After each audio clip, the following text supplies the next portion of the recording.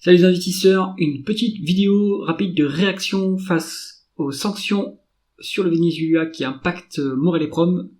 Abonnez-vous à la chaîne si ce n'est pas déjà fait. On va passer en revue cet article qui est disponible sur mon blog. Donc on a la news est tombée dimanche en fait de la suspension, la révocation des permis d'exploiter au Venezuela. Donc on a une agence du Trésor américain qui s'appelle l'Office of Foreign Assets Control qui peut agir sur les actifs étrangers, qui a révoqué la licence de Morel et Prom sur ses opérations au Venezuela. Cette révocation va rentrer en vigueur le 27 mai 2025. Donc Morel et Prom aura le temps de s'organiser pour au moins, sécuriser ses actifs temporairement, on l'espère en tout cas.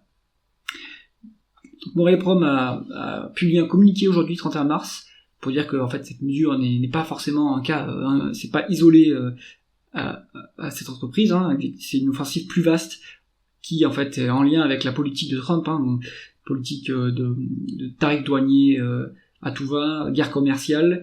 Il y a aussi des mesures comme celle-ci, des mesures coercitives sur les opérateurs étrangers.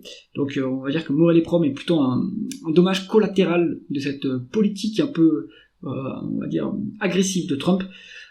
Le but aussi c'est d'affaiblir le Venezuela, notamment, puisque c'est vraiment pas un ami donc Maduro, c'est vraiment pas un ami de Trump, donc on va dire que c'est malheureusement Morel et Prom et d'autres opérateurs pétroliers qui en font les frais. On a notamment Chevron qui opère au Venezuela. Bon, si on essaye rapidement d'évaluer les impacts financiers sur l'année pleine, sur l'année 2025. C'est vraiment du calcul de coin de table, je dis pas que c'est c'est à la louche, c'est pas du tout précis, c'est pour essayer d'estimer les dégâts. Donc, si on prend le résultat net de 2024, on avait 233 millions de dollars pour Morel et Prom. On avait un free cash flow de 241 millions de dollars. La contribution de l'activité vénézuélienne, c'était 77 millions de dollars en résultat net et 48 millions en dividendes qui rentrent dans les free cash flow. Alors, si on fait un calcul, vraiment la louche est proratisée, c'est-à-dire qu'il nous reste, on a au 27 mai 2025, on aura pu exploiter 40% de l'année. On pourrait estimer que l'entreprise, donc Morel et Prom, génère 29 millions d'euros à peu près de résultats nets et 10 millions de free cash flow.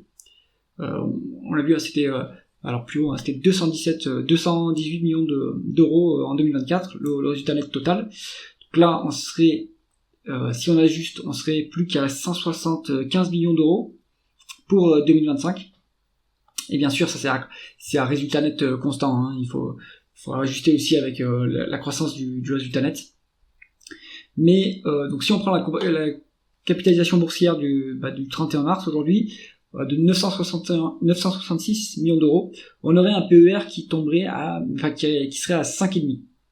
Et un ratio court-bénéfice qui serait un PER qui sera à 5,5 et un ratio court free cash flow à 4,87. Donc de mémoire on était à peu près à 4 en free cash flow et en dessous de 5 en bénéfice net si on se projetait sur le même résultat net en 2024 en 2025 que en 2024 en incluant le Venezuela.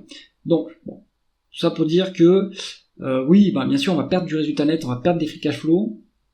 Maintenant, la décote est tellement énorme sur Morel et Prom que finalement, oui, c'est un impact, mais le multiple, il reste quand même très bas.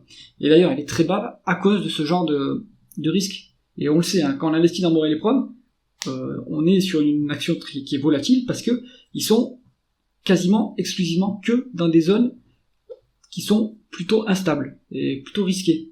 Donc, ça se reflète dans le multiple. Donc l'avantage, c'est que en fait on va pas aller beaucoup plus bas en multiple, sauf s'il y a encore un deuxième pays, mais ça peut arriver, mais sauf s'il y a un autre pays qui devient instable et dans lequel Morel et Prom ne peut plus opérer. Bon, sinon l'avantage c'est qu'ils sont dans beaucoup de pays qui sont risqués, mais ils sont dans beaucoup de pays, donc ils sont quand même bien diversifiés géographiquement. Donc tout ça pour dire que sur ce multiple on reste quand même très très décoté.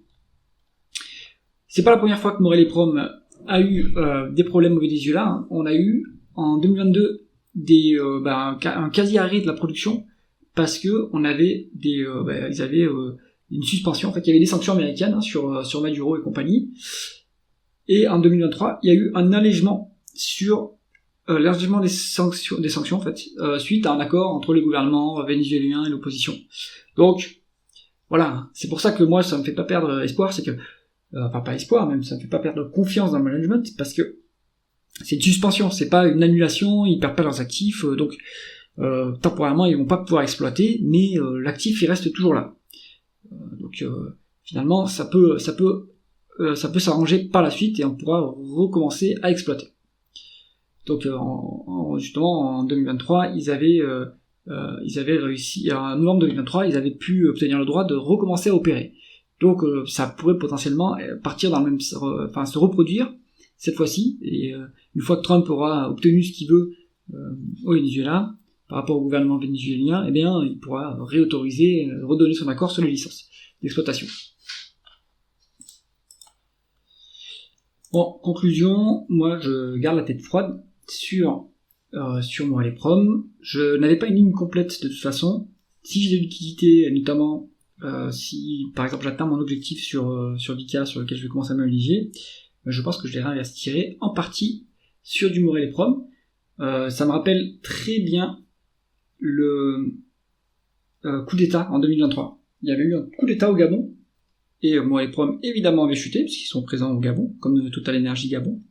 Et puis en fait, le nouveau gouvernement en place a maintenu la licence de Morel et Prom, qui a pu reprendre et continuer à exploiter.